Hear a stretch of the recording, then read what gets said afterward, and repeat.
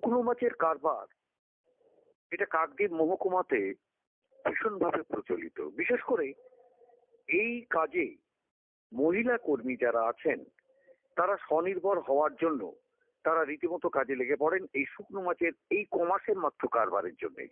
হিসেব মতো পুজোর পর অক্টোবর মাস থেকে আর এই জানুয়ারি ফেব্রুয়ারি মাস পর্যন্তই এখানে চলে।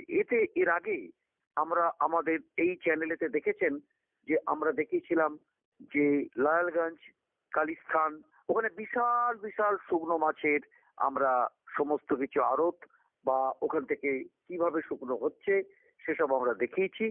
এবং এই শুকনো মাছের যে এক একটা আড়ত তাদের বলা হয় সাবার। এই সাবারেতে আমরা গিয়েছি এবং কয়েক কিলোমিটার জুড়ে একেবারে সমুদ্রের পাড়ে শুকনো মাছের কারবার আমরা দেখেছি।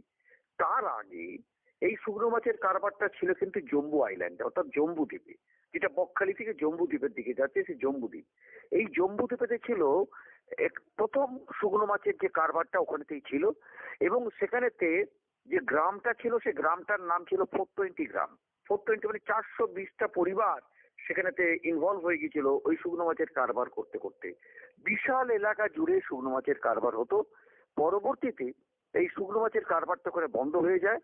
তার কারণ ওখানে ওই ফিশিং ডিপার্টমেন্টের সঙ্গে আর ফরেস্ট ডিপার্টমেন্ট এই দুজনের মধ্যে যে দ্বন্দ্ব, তাতে করে ফরেস্ট ডিপার্টমেন্টের ল্যান্ড বলে আর সেখানেতে সেই শুকনো মাছের কারবারটা সেখানেতে বন্ধ করে দেয়। এবং বন্ধ করে দেওয়ার জন্য পরবর্তীতে তারা চলে আসে কালিস্থানেতে। এই কালিস্থানেতে প্রচুর শুকনো মাছের কারবার এখন রয়েছে। এবং লায়ালগঞ্জ সেখানেও আপনারা দেখেছেন, যেটা আমরা দেখিয়েছি এর আগে।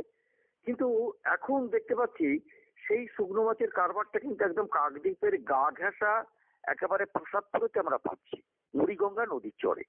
এই মুড়িগঙ্গা নদীর চরে যে প্রসাদপুরে আমরা যে পাচ্ছি, সেখানে দেখুন মহিলারা কিভাবে তারা এই শুকনো মাছটা তারা মাছ তুলে, নদী থেকে মাছ তুলে, যে মাছটা ছোট ছোট নৌকায় করে তারা ক্যাচিং করছে অর্থাৎ ধরছেন, সেই মাছটা ধরে তারা সেখানেতে শুকোচ্ছেন এবং শুকিয়ে নিয়ে তারা কিন্তু সেই মাছ শুকনো করার পর তারপর সেটা বাজারজাত করছেন।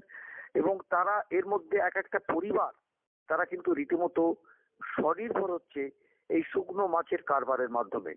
আমরা দেখেছি যে এই অঞ্চলেতে প্রচুর গরিব পরিবার তারা আছেন যারা কিন্তু মিন ধরা থেকে শুরু করে যারা মিনও ধরছেন, মিন ধরে মিন বিক্রি করে তারা বাজারেতে বিক্রি করছেন, তাতে একটা ইনকাম করছেন স্বনির্ভর হওয়ার জন্য। আবার অ্যাট দ্য সেম টাইম আমরা দেখতে পাবো যে তারা কিন্তু এই শুকনো মাছের কারবারও তারা করছেন।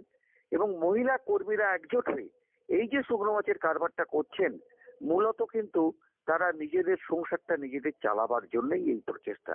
তা আমরা চাইবো এই শুকনো মাছের কারবার যারা করছেন মহিলারা, তাদের আরো বেশি সহযোগিতা করার জন্য। তারা বারবার বারবার বলেছেন যদি সরকার যদি এই ব্যাপারটা একটু সাহায্য করেন তাহলে তারা খুব উপকৃত হন। কেন শুকনো মাছটা তো তার বিশাল চাহিদাও রয়েছে, শুধু আমাদের এই রাজ্যে নয়, এই রাজ্যের বাইরে, এই রাজ্যের বাইরে ছাড়া বিদেশেও চলে যায় কিন্তু এই শুকনো মাছ। সুতরাং শুকনো মাছের দামও ভালো। সুতরাং শুকনো মাছটাকে যদি তারা ঠিক মতো যদি কাজ করাতে পারে, অর্থাৎ শুকনো মাছ তারা যদি ধরে তারা ঠিক মতো বাজারজাত করতে পারে, ঠিক যদি দাম যদি পায়, তাহলে তারা কিন্তু স্বনির্ভর হবে এবং তারা যে খাটছে তাদের খাটুনিটাও সার্থক হবে। আশা করি এই মহিলারা কিন্তু যেভাবে কাজ করে যাচ্ছেন তারা নিশ্চয়ই আগামী দিনে দাঁড়াবেন এবং তাদের যে প্রচেষ্টাও সার্থক হবে।